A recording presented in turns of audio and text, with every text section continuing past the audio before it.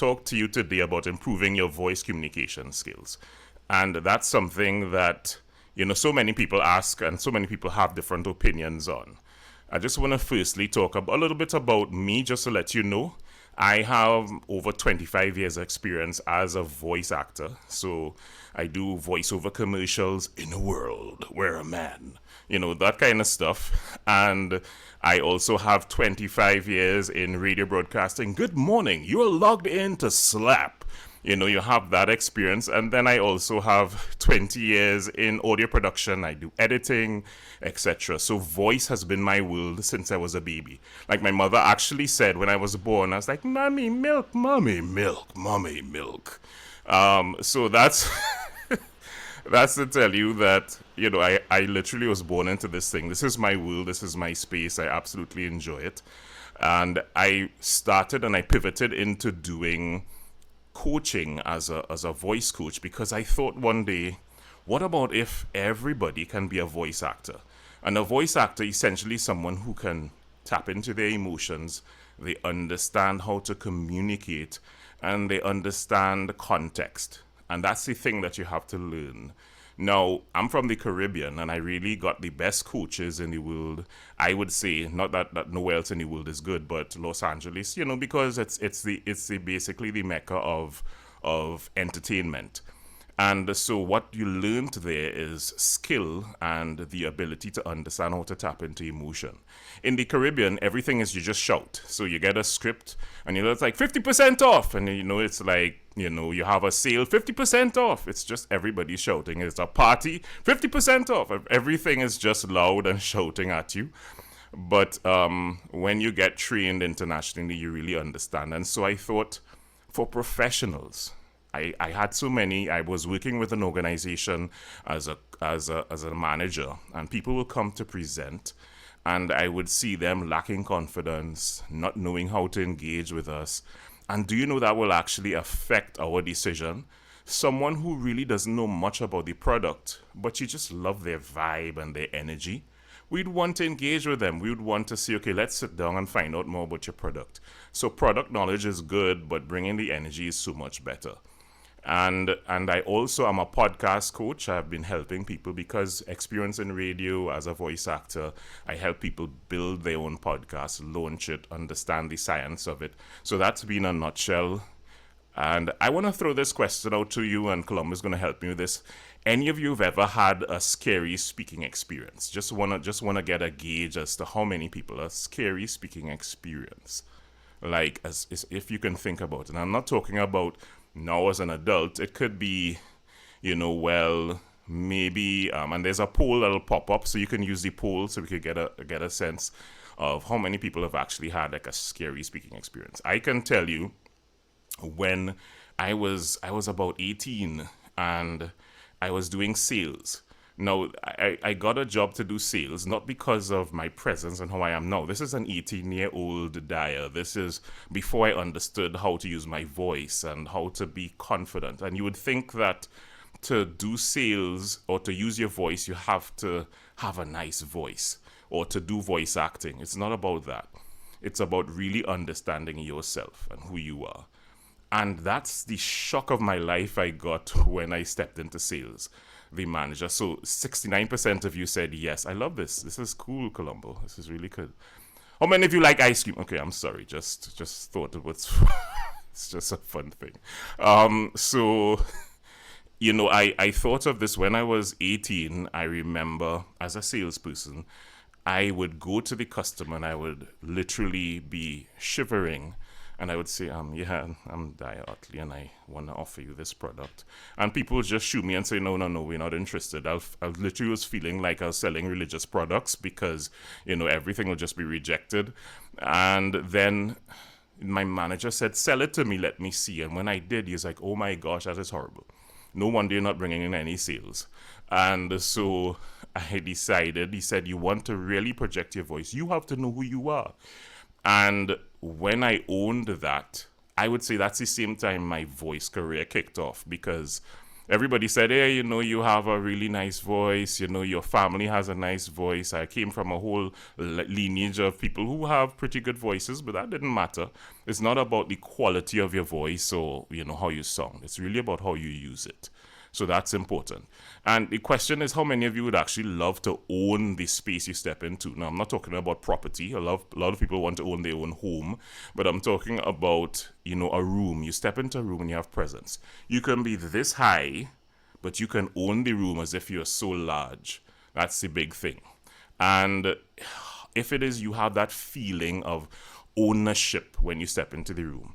And I describe it like this to people. Ownership of a space is not tentative. You can be invited to a room or a crowd of people, you've never met them before, but it's that inner confidence on the inside of you that I've got this. I may not know everything about the topic that I'm going to speak on. That's okay. I didn't get to review a lot. But there's just an inner confidence. And that's the thing that most people say they've had this scary speaking experiences, and everyone will have a different experience.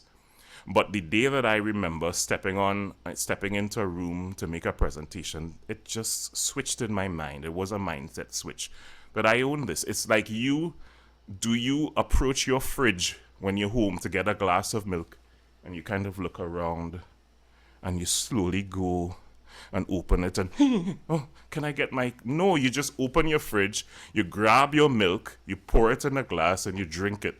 You're not afraid to open your fridge. Why? Because you own the fridge. You own the milk. You're not still, unless of course there's some situation in your home where you have to ask permission to drink your milk, but that's a whole other issue. But the reality is you own the room, you own your house. You don't look over your shoulder when you're locking your door to go into your living room. So the space you're going to speak in, you have to think about it like that you have the keys to that room and you own it. And you'll step into it with confidence. And each time we shift our mentality to say, I'm not going to think about the people that I'm presenting to, this boardroom of intimidating people. I'm not going to think about that. And the thing is, for most of us, our experience was have started much younger. Some of us, it would have been how we were spoken to as kids and told to be quiet, or told that we speak too much, so just don't speak right now, I don't want to hear you.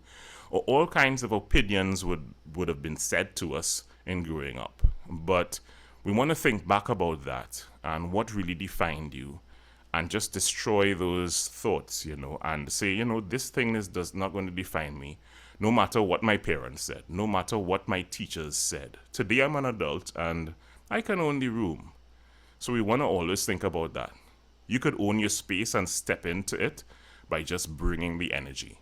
You want to bring real energy, and energy comes from the inside.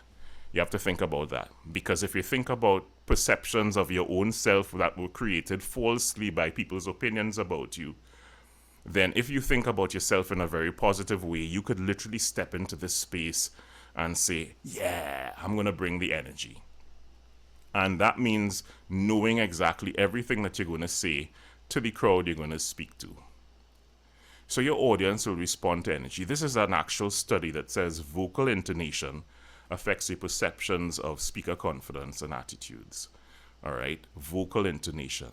If it is, I was just talking to you, and I don't know, hopefully you're getting some kind of energy from me, because I had the option of just sitting down saying, okay, so energy is good, and we need to have energy.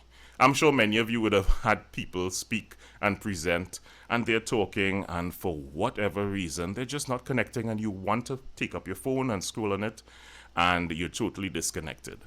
So the reality is your communication impacts everybody around you, from your family members. If you're frustrated, I say this all the time, and I want you to think about this. Your emotions affect the tone of your voice. You could write that down. But your emotions affect the tone of your voice. Think about it. Think about if you're having a frustrated day and you speak up, people can hear it. If you're absolutely happy and someone closes their eyes, they could hear the joy in your voice. A lot of times as a voice actor, when we're reading a script and it's a happy moment, they say smile, smile, and it changes the tone that you deliver. If I say, hi, I want you to have a great day, That is not communicating joy. But if I say, hi, I want you to have a great day, there's no way I cannot smile and sound happy. Let me try it. Hi, I want you to have a great day. Hi, it just can't work. So when you put on a smile, it just brings a bunch of energy through your voice, which means that you have to communicate using your voice by understanding I impact my family members, I impact my friends, the way I communicate, and just my work life. Like literally, how I communicate will be impacting people on the job. And so think about that in terms of every aspect of life, how you bring it. And there's a whole bunch of stuff we could go into, but time would not permit in terms of how you would be impacting people. So we have to think about how does your voice work. And in this short time we have, I definitely can't go into everything, but I'm certainly touching the surface on how we literally examine our voice. And you'll walk away with some tips that hopefully you can implement. And so I want some of you to be prepared to unmute and get involved in some things I'll be putting up. So just let you know that this is not just a lecture here. So it's involvement, so you can get your feet wet or your mouth wet. We have to modulate in our speeches. Modulation is important. If you just speak on one plane all the time, it's not going to help. It's literally like a flatliner. And you know what a flatline represents in a hospital bed? Beep. But what you want is beep, beep, beep, beep. And that represents life. So it's interesting that monotone and the signal literally on a wavelength, it will just be a flat tone. Because I'm just talking like this. Now, guess what? Most people, when you think monotone, you think it's someone who is talking very lackluster and not much energy. But that's not monotone. Monotone literally is just that one tone. So I can have lots of energy like this, but all I'm doing is talking up like this, and this is also called monotone because I'm not varying my tone, I'm not varying my voice, and after a while you'll get annoyed because I'm not changing my tone at all. So what you want to make sure and do is fluctuate your voice and ensure that people don't get accustomed to the same tone. Modulation keeps the brain more engaged. That's why classical music is so engaging. And if you play it for babies, they'll get like Einstein. Okay, maybe not. But if you play it for kids, for sure, it stimulates them and it activates their brain. Why? Because there's so many different varying levels in classical music. And, even though some of us can't sing, the reality is that, and I know there's some people on the call that are really great singers, but if it is you can't sing, think about the when you're speaking, you can speak in such a tone that it triggers the person's brain and it keeps them stimulated. You want to do that when you're speaking. You want to think about how can I trigger someone when I'm speaking? So the reality is research again indicates that vocal variety encompassing changes like tone, pitch, volume, and pace plays a really crucial role in engaging audiences during public speaking. Monotone delivery, on the other hand, can lead to an audience disinterest, while varied vocal modulation enhances attention and comprehension. So if I want to say, this is very important, I can actually say that, and it causes you to understand a little more. If I said, this is very important, it doesn't jump out at you as much. And so this is from the Presentation Training Institute. And these studies are so real when we understand the importance of modulation. So there's what I'll call the up and down. Up and down. Raising your tone and then dropping your tone. Pretty much like singing. I wouldn't attempt to demonstrate, but pretty much I'm not a singer. Some people say, I'm sure you could sing. I was like, yes, I'm sure I can, but I won't try to. So you definitely want to make sure that you raise your voice and drop your voice. It's important. So how about somebody just unmute and read this sentence for me? Read it aloud. I want some brave one to just try it. Anybody? I have a. I'll go. I'm Tashara. Sure. Oh, Hi, yes. Tashara. Go ahead. Oh, sorry. Just went from presenter view. So hold on. I got to put you back. Okay. So All right. I love a peanut butter and jelly sandwich with a tall glass of milk for breakfast. Okay, good. So anybody else want to give this one a shot? I love how she just jumped on there.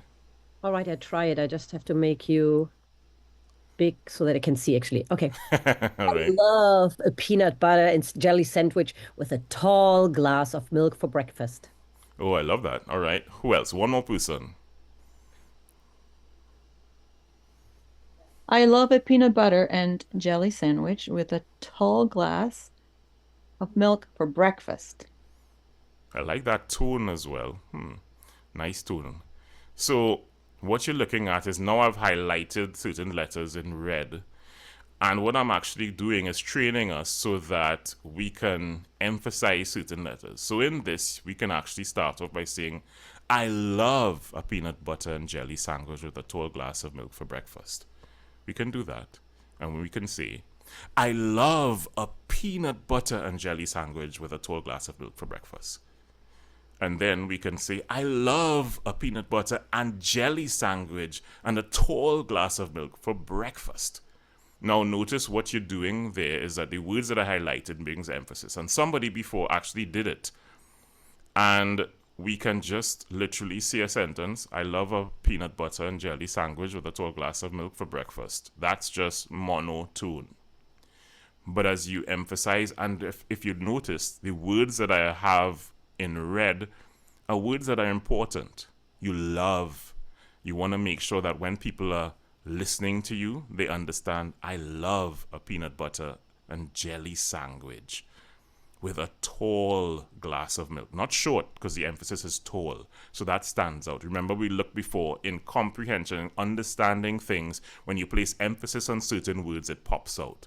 And then you want to know it's not for lunch, it's for breakfast. And this is a technique that we use when we're reading scripts or commercials, because you want certain words, what you call pop, in people's minds. Remember, especially with radio, or if it is you have a podcast and you're saying, you want to speak in such a way that certain things jump out at people and certain things stick in their minds.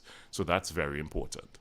Always see your words creating waves, not a pond. A pond is very still. Think about the ocean. Think about a surfing ocean, not like the oceans in the Caribbean. Think about, like, going to some beach where you go and surf. They're high waves. That's how your words must be creating waves.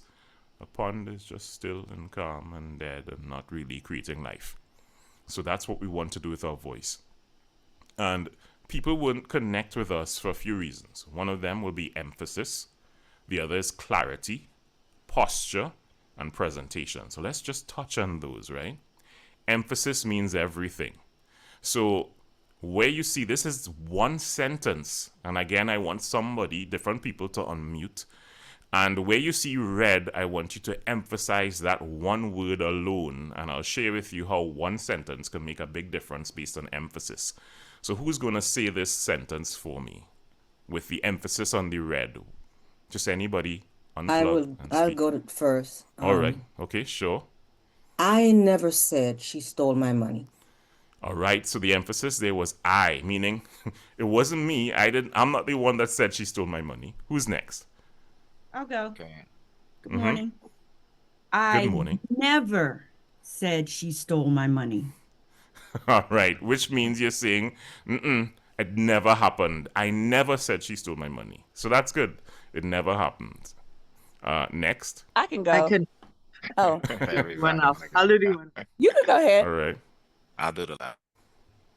I'll do the last one.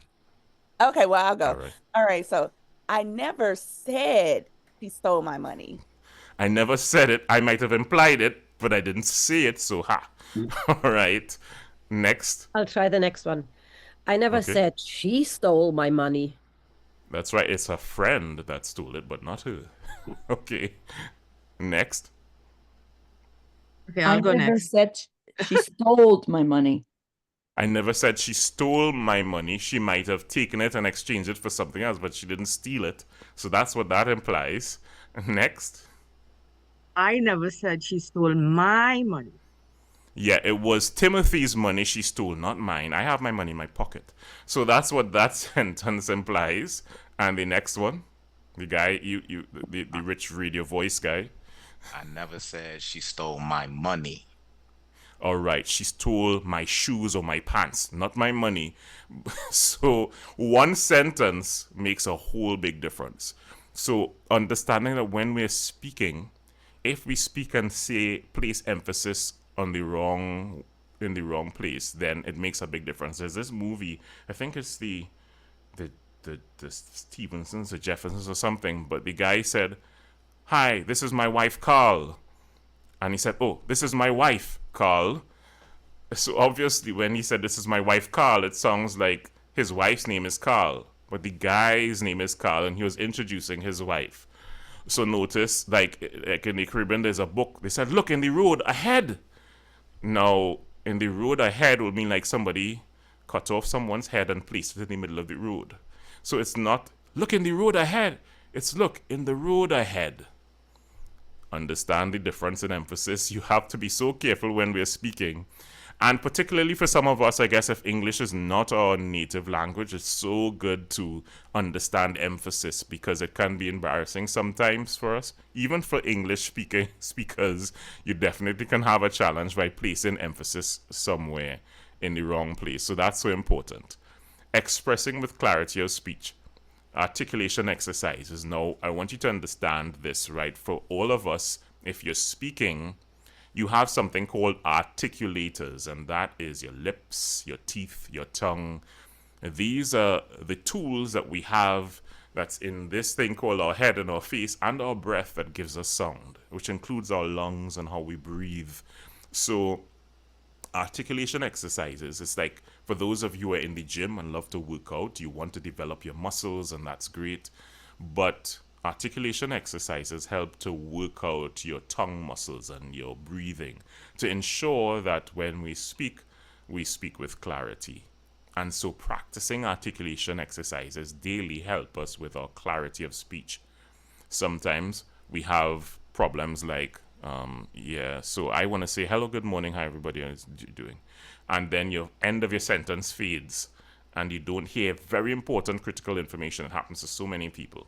So you want to articulation exercises, stretch your mouth and your tongue muscles to make sure that you don't dip when you're speaking. So who's going to be the brave person to say this wonderful tongue twister? I will say it so you'd understand the pronunciation. And then what you have to do is not say it slowly, but rapidly, line after line. Vivacious valve, vacuum violets, very vivid vehicle, very volatile vets, visited several venues. What veteran ventriloquist whistles, valuable value villas? Vincent vowed vengeance very vehemently. All right, so who's going to challenge me and try to do it just as fast? I I'll challenge. try. We have I two love challengers. it. Okay, Go so ahead. Bodacious valve, vacuum valves, very, somebody put a comment, sorry. Bodacious valve, vacuum valves, very vivid vehicle, very volatile. Vets visited several venues. What veteran ventriloquist whistles, valuable valley villas, Vincent vowed vengeance, very, very humility. Oh, Lord. Vehemently, All right. wonderful. That's a I'll good go. try. Who else is going to give this a Okay, I'll shot? go after you now, second challenger. Yes, sure. Vivacious well vacuumed violets, very vivid vehicle, very volatile vets, visited several venues. What veteran ventriloquist whistles, valuable value villers, Vincent vowed vengeance very vehemently. Very good. That's wonderful. All right. Who else is going to be next? I can try. Yes, sure. Vivacious valve, vacuum valets, very vivid vehicle, very volatile vets visited several venues. What veteran ventriloquist whistles, valuable valley villas, Vincent vowed vengeance very vehemently. You just go and show off, Shane. That's what you just want. I mean, you know you could do that. You just want to show. All right. That's that was excellent. Anybody else want to give it a shot?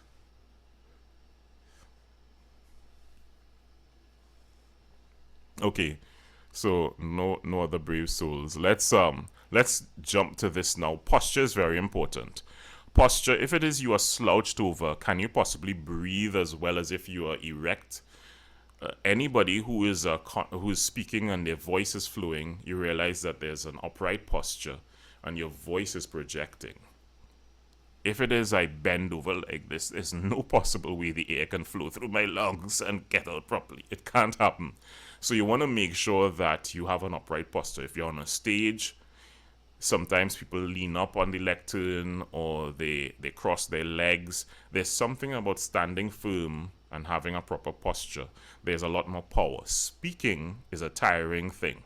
I'll say that again. Speaking is a tiring thing. If many of you have spoken on stages, done presentations, spoken for hours, and you really want to deliver you with your audience, everything that you do must be conscious and deliberate. I'll say that again. In speaking, everything you do must be conscious and deliberate. So I could have said that in a different way.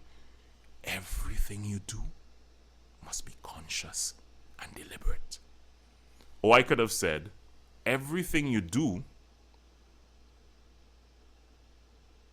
must be conscious and deliberate. There were two different styles I used there. I used one where I whispered to get the point across, and then there's one where I use what you call the dramatic pause. And the dramatic pause draws in, particularly if it is you're on a virtual call, people think the internet is buffering or something when you freeze and you say, I definitely say you must engage your voice. So when you pause, people would stop what they're doing and look up like, what's happening? What's happening? Am I connected still? So you definitely want to be sure that you use that pause and wait a few seconds. People are totally terrified with silence, but silence sometimes in the middle of a very good point really helps to draw people in. So posture is important. It brings power and authority to you. It allows you to communicate in a certain way to your audience, and you want to be able to engage them that way. So always making sure that you're very present, you're very on point, and that as you begin to stand on a stage, you know that it draws energy. And I got to those examples because I was saying it's very deliberate, which means how you stand is important, what you say, what you do to draw the audience's attention, all that you have to be premeditating and thinking about before the words actually come out of your mouth. Before you actually begin to speak, you want to think about, what am I going to say now? So your entire presentation must connect with your audience. Everything, from the moment you start and how you begin to speak to the way you end. What is it you're going to end with? How are you going to end? One thing is storytelling. A good story is wonderful. You can start and tell a story and say, well, I went to visit Susan at the hospital and she was really in a mess. I couldn't stay. Or you could start off by saying, Susan wasn't so well. I went to visit her in the hospital, and from the time I stepped in, I got the smell that I just knew I was in a hospital. It wasn't pleasant. I looked to my left and I saw a man like he had a wound on his side, blood on him. He was crying and he was in pain. And then to my right, there were little children coughing. It's not a place I want anybody to go. And as I walked closer to her room,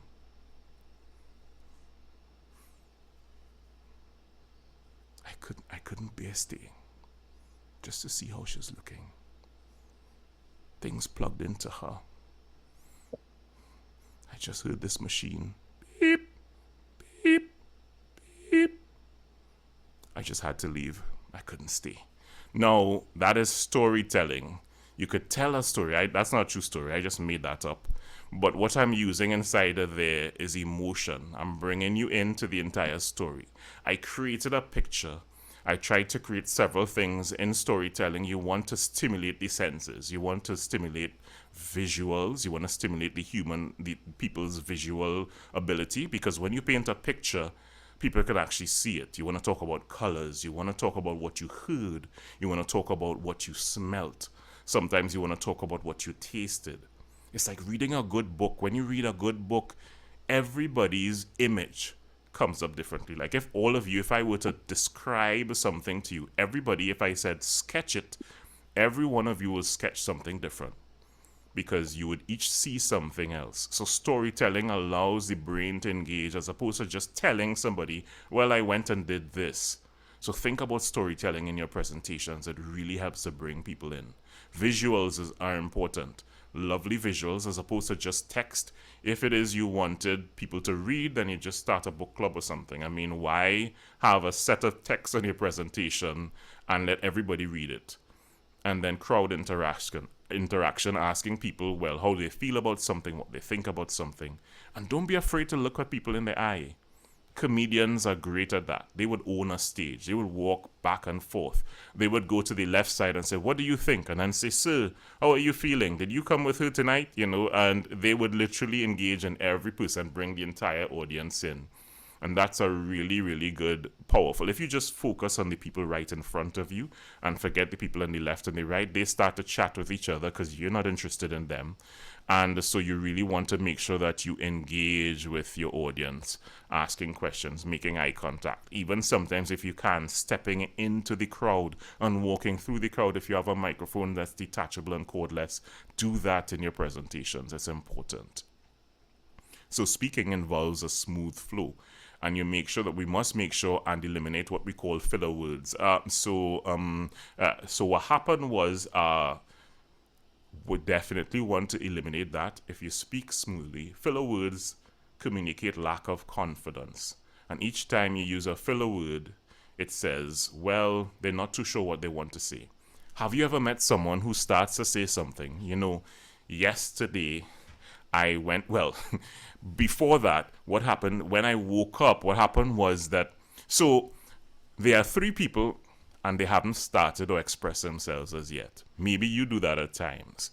What you need to practice doing is focusing on that one thought and don't let that thought shift. And if it is you focus on that thought and keep zoned in on it, you'd find yourself, okay, great, I'm not going to be losing my trend of thought. If you want to shift your thought, come to a complete end and then transition to the next thought. Because guess what? Our brain has literally thousands of thoughts passing through it every single minute. Flash, flash, flash, flash, just several thoughts in your brain. You have to choose, especially when you're presenting. You may get distracted on the point you have to share, or you may start to think about, oh my, did I leave the iron on? Did I take it off? What did I do? Or you're thinking, I have to cook later when I get home. Or what is for dinner? This is in the middle. These thoughts could be so intrusive, and you want to be able to focus. And so in doing that, you want to make sure you bring everything to a complete stop. And then you can tell that invasive thought, okay, I don't have time for you right now. Please, I'm in the middle of a presentation. Just, go back and let me finish. So you want to make sure you could actually have control and do that with your thoughts, or else you would always find yourself, that's what happens when we do filler words, because we're not thinking ahead of what's the next thing you want to say. So how about if, again, I have a challenge that I tend to give people, and we'll just do one person. This is a topic. The topic is, what is the best mode of transport and why? The brave person, I want you just for like 1 minute or a minute and a half, unmute your mic, but these are the guidelines. You're not allowed to have filler words. You're going to tell me about the best mode of transport and why it's the best mode, but you're not allowed to have filler words. You're not allowed to pause for too long to think. You just have to flow. So who's going to be the brave person to challenge themselves with this?